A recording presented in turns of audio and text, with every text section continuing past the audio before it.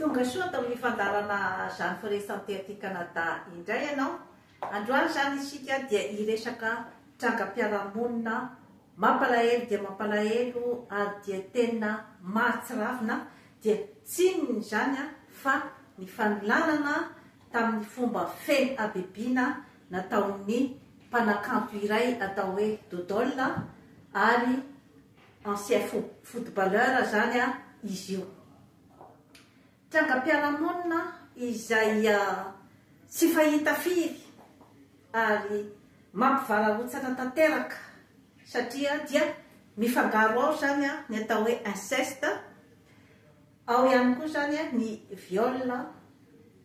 ao ihany koa zany ny manipulation amin'ny endriny maro samihafa izay ataontsika hoe mifangaro anirony toetra pervers narcissika irony izay hoazavaintsika zany amin'ny atsipiriany ny momba ireo karazan-javatra ireo. Ny mpanakanto Dodol zany dia natsikaiky dia natsikaiky ny fiarahamonina zany ny fietsiny teo amin'ny zanany vavy. Roa zany ny zanany vavy ary efa misy zany ny karazana bitsibitsika mandeha eo amin'ny fiarahamonina ny amin'ny hoe toa hafahafa ny fietsiny zany amin'ireo zanany vavy fa toa fietsika toy ny mpifankatia fa tsy hoe fietsika amin'ny zanaka sy ray aman-dreny. Kanefa moa zany ny olona manodidina dia tsy sahy niditra lalina zany tao anatin'ilay tantara satria ny zanany vavy zany dia toa mifanaraka tsara aminy ary rehefa jerena zany ireo sary rehetra izay mampiseho ny fiarahan'izy mianaka izany dia toa sary na mpifankatia ary dia sary n'olona izay mifanaraka dia mifanaraka tokoa. Misy teny teo amin'ny fiarahamonina zany izay zavatra rehetrarehetra izay satria raha araky ny tantara izany dia ny hoe nanomboka tamin'ny fa-4 taonany zany ilay zazavavy mandra-pahatonga ny fa-13 taonany dia naolan'ny rainy. Mahagaga ny olona zany dia ny hoe tsy afaka nitaraina ve izy, tsy afaka nitory tamin'izaniza ve izy ary nekeny izany karazan-javatra izany. Eo mantsy izany no hoadiaditsika ny amin'ny hoe manaiky ve sa ny hoe manaiky tsy sazoka ao anatin'ny tahotra ny karazam-behivavy toy ireny. Hoazavaintsika eto zany ny hoe inona ny atao hoe inceste. Ny inceste zany dia ny fifotorana zany no azo ilazana azy fifotoran'ny ray amin'ny zanany vavy na mpianaday zany hoe raha hoe amin'ny maha-olombelona izany dia tsy tokony atao zany ny hoe manao firaisana ranofo amin'ny mpianaday, manao firaisana ranofo amin'ny ray sy ny zanaka na ny hoe ny reny sy ny zanaka. Zay zavatra izay zany dia tsy tokony atao zany amin'ny hoe maha-olombelona ary voaralan'ny lalàna koa zany amin'ny lalàna maha-malagasy. 14 taona ilay zazavavy zany no nanomboka hoe nanaovan'ny rainy firaisana ranofo. Ny inceste zany dia areti-tsaina izy io. Izany hoe raha ny olona normal izany dia tsy tokony andeha amin'izay hoe mifototra izay. Fa ny antony zany dia ny hoe misy ny atao hoe système na ny ataontsika zany hoe ny resaka Oedipe zany. Ny système ny Oedipe zany dia ny hoe ny zazalahy kely zany rehefa alohan'ny adolescence dia maniriniry ny reniny izy zany. Izany hoe maniry ny hiaraka amindreniny. Rehefa tonga zany a ny adolescence a dia normalement zany a dia tokony tonga saina izy zany a ny amin'ny hoe tsy afaka hiaraka amindreniny izy zany. Eo izy zany a no manomboka ny atao hoe déception zany a eo amin'ny lehilahy rehetra, satria rehefa tonga zany a ny adolescence a de tsapany fa tsy afaka hiaraka amindreniny izy zany. Eo zany a raha hoe olona normal dia misaraka hatreo zany a ilay hoe faniriny andreniny. Misy nefa zany a raha ohatra ka hoe tsy normal zany a ny olona iray dia tsy misy zany a izay hoe fisarahana izay, fa mitohy foana zany a ny faniriny andreniny, na de hoe efa tonga eo amin'ny adolescence izy zany. Eo zany a no hoe tsy fantany zany a ny manavaka ny olom-pady sy ny olona tokony hiarahany. Izay a no mahatonga ny atao hoe inceste na ny fifotorana izany. Ka mila fitsaboana manokana zany a ny olona izay hoe tsy ma-résoudre zany a an'izay problème-ny izay. Idirantsika zany a ny amin'ny hoe resaka ny mpanakanto dodôle sy ny zanany vavy. Voalohany indrindra aloha zany a de ny hoe le zanany vavy a mbola adolescente, izany hoe mbola tsy adulte, tsy fantany zany a ny hoe tokony hiaraka ve izy sa tsy tokony hiaraka amindrainy. Ny rainy zany a dia efa kilasitsika zany a ny amin'izay hoe tsy na résoudre ny complexe d'Oedipe izay. Ka eo zany matsy a ny hoe mahasarotra an'ilay tantara, satria misy ihany koa zany karazana manipulation zany a ao ambadiky izany zavatra rehetrarehetra izany. Izany hoe mety ampatahoriny zany a ilay zanany vavy hoe raha vao miteny ianao zany a dia vonoko, na koa hoe tambatambaziny koa zany a mety hoe hividiavidianany zavatra. Izany hoe tena ainy zany a ny manodikodina tanteraka zany a ny lohan'ireo a zanany vavy ireo, satria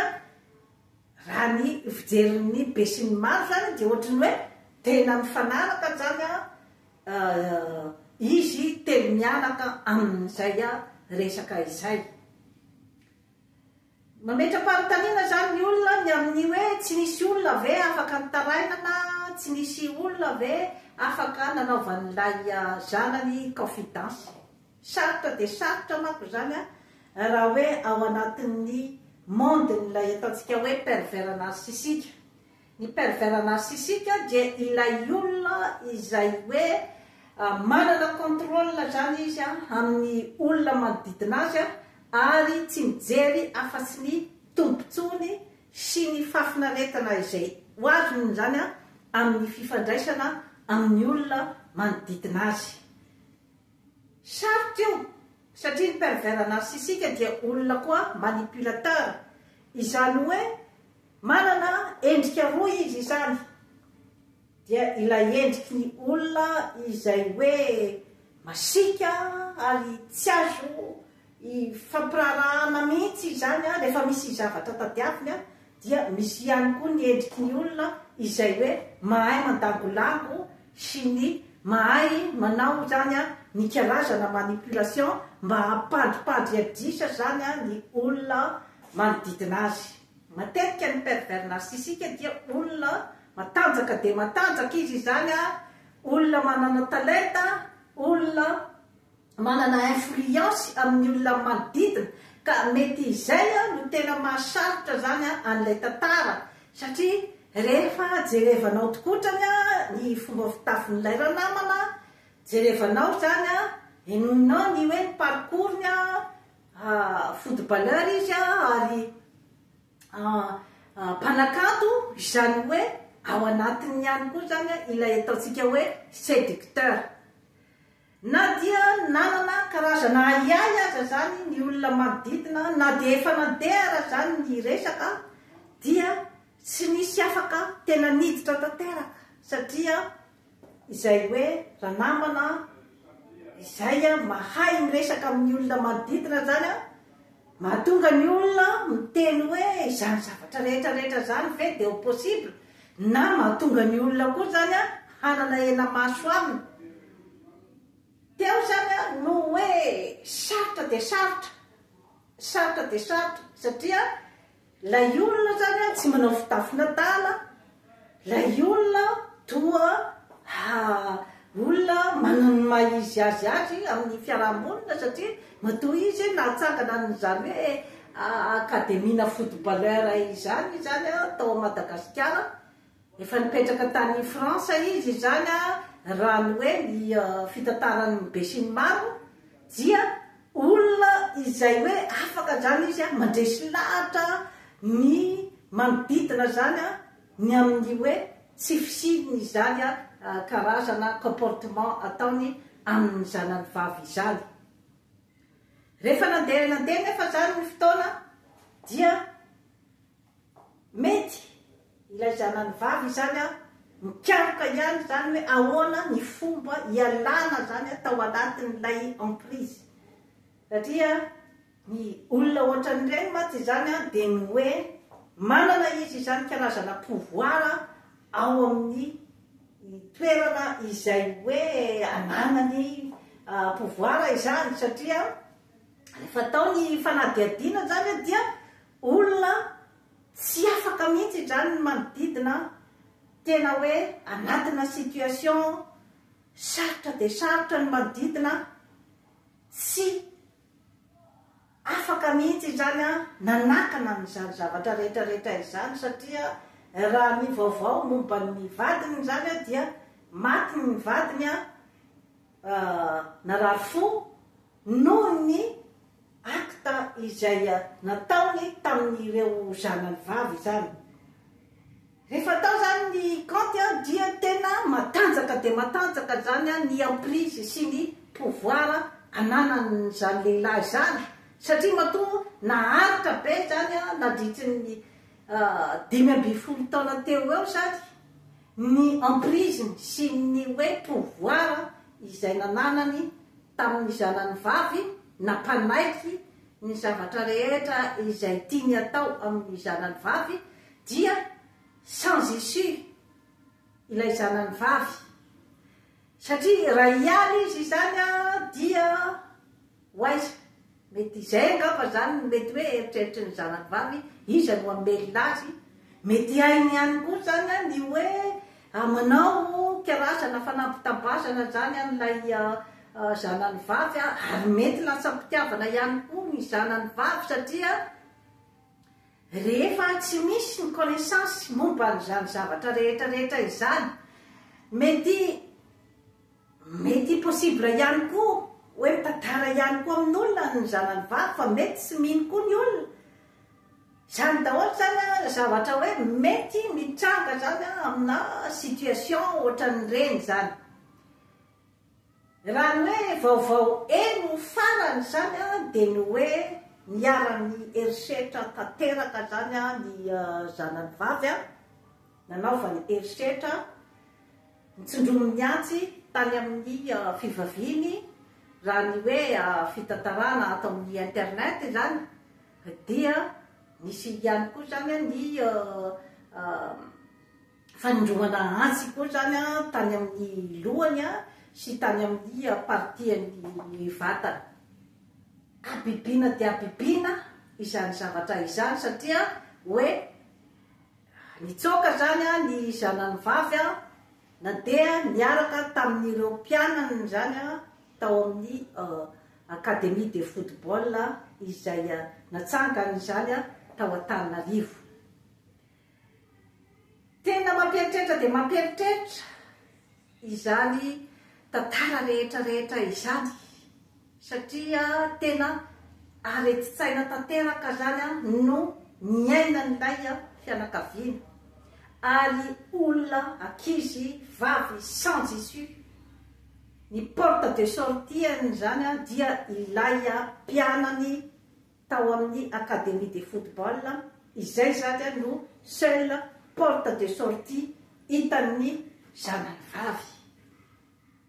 Mahalasa fisainana, tena mahalasa fisainana, kanefa zany amin'ilay hoe maha-pervers narcissisque amin'ilay olona dia ny hoe tsy manaiky izy zany amin'izay hoe position faharesena izay, dia natao zany mitetika rehetra irekiperevany zany ny zanany vavy, izay hoe eritreretiny zany ohatriny hoe kilalaony zany, azony atao amin'izay tia anaovana azy. Zay mantsy zany ny caractéristique ny pervers narcissisque. Rehefa natsony zany ny zanany vavy mahalasa fisainana hoe inona ilay objectif zany amin'ilay hoe famotipotehana amin'ilay zanany vavy zany. Mety ve izy ny eritreritra ny hoe hoafeniny angamba zany ilay fatiny zanany vavy ohatra, raha ohatra ka nyvonoany dia ohatriny hoe tsy nisy ninona nataony, sa ve tena hoe fa nivadika tanteraka ny lohany.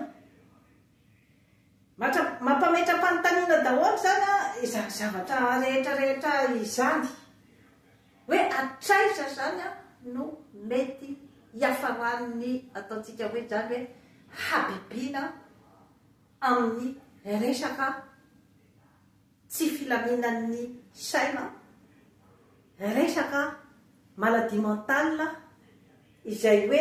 tokony zany hojerevan'ny fiarahamonina, hojerevan'ny mpitondra fazakana, akaiky dia akaiky zany ny momban'ny maladie mentale ao Madagasikara, satria mbola resaka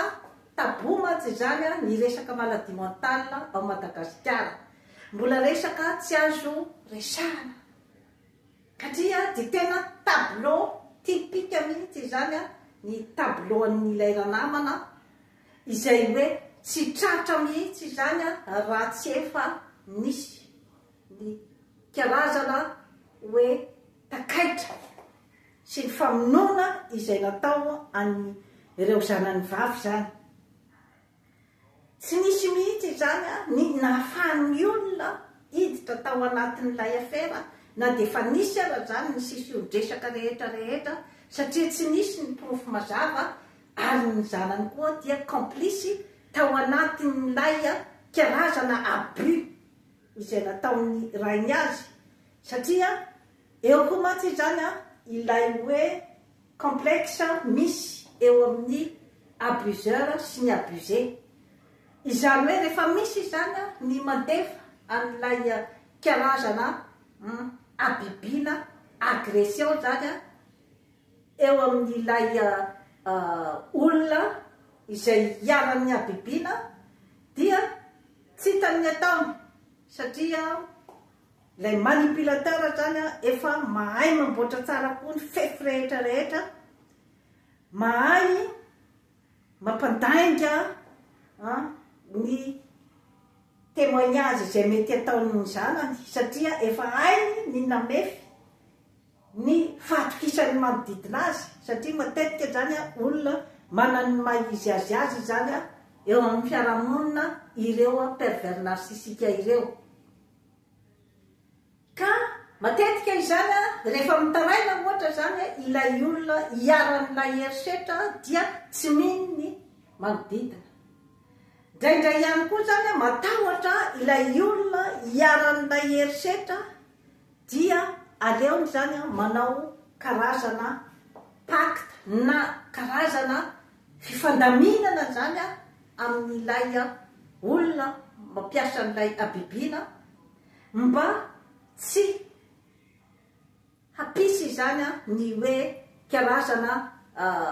gravité zany ao amin'ilay situation, dia aleony zany manao karazana fifanarahana mba hampilefadefaka an'ilay agresseur izany na ilay olona manao ny abibiana. Misy ny fitenenany malagasy hoe tambatambazo ny mpanosavy amiromananaka, izany hoe aleony zany mifanaraka amin'ilay olona izay manao ny abibiana mba tsy hitala n'ilay abibiana. Betsaka dia betsaka zany ny zavatra ohatran'izany amin'ny fiarahamonina, izany hoe manao complicité zany ilay olona manodidina, satria matanjaka dia matanjaka matetika ny agresseur na ilay mpandefa ny violence zany dia aleon'ny olona zany ny hoe manao complicité miaraka aminy, toy izay mikontrazy, satria raha vao mikontrazy zany ka maleolely ianao ilay mikontrazy dia mety ianao zany no ho lavina. Eo mantsy zany ny mipetraka ny hoe karazana force n'ilay manipulateur. Avy amin'ilay fitenenana hoe adala matanjaka ozy izy ny fitenenana. Ane matanjaka dia matanjaka zany ilay ranamana amin'ny manipulation, amin'ny fipasohana ny mason'ny manodidina, amin'ny fipasohana an'ilay olona andefasana zany an'ilay karazana abibiana. Naharitra ela dia ela izay karazana pouvoir izay. Inona koa zany ny ao ambadik'ilay hoe filmena ilay acte izany, mbola karazana perversion ihany koa zany ny ao ambadika izay zavatra rehetrarehetra izay. Mety mitovy amin'ireny kandry pididi ireny izay efa nolazaiko teto zany ny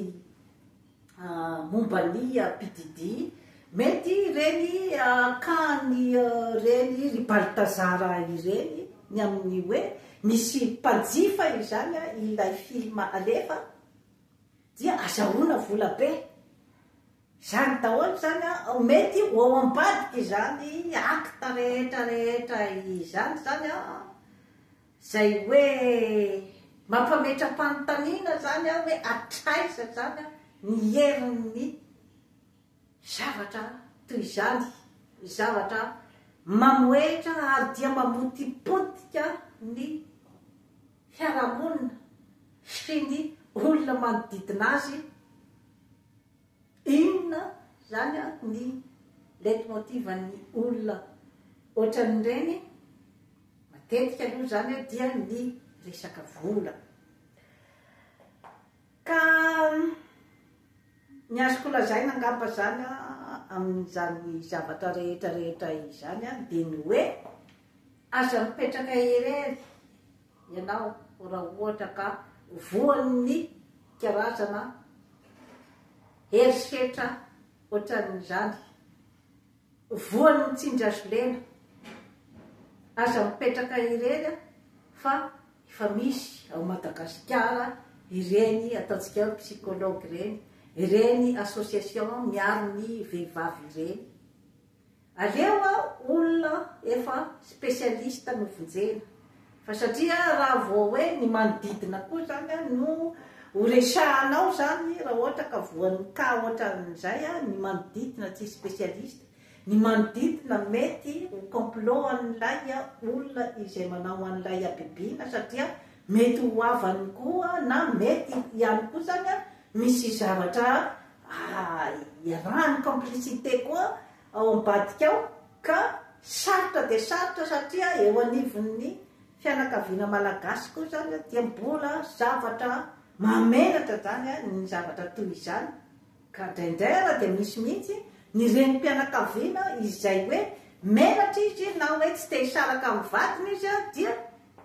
aleony zany ilay zanany no ataony hoe mandainga. Zany daholo mantsy zany zavatra mety mitranga zany ao anatin'ny karazana hoe abus ohatraohatran'izany,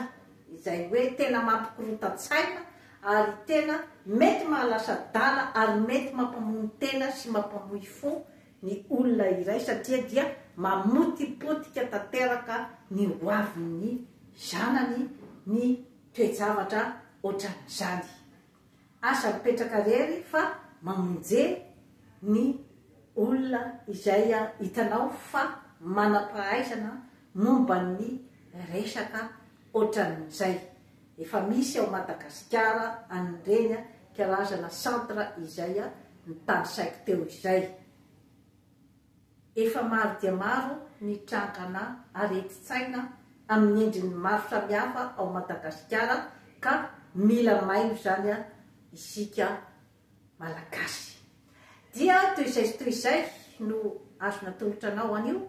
manaova abonnement amin'ny Jeanne Forêt Santé aty Canada fa hanatsara ny fiainanao. Ary ilay raha namana zany amin'izao fotoana izao dia efa any tsy afahy, ka mino aho zany fa ny acte toy izay dia tokony ho gadra mandra-pahafaty. Veloma tompo.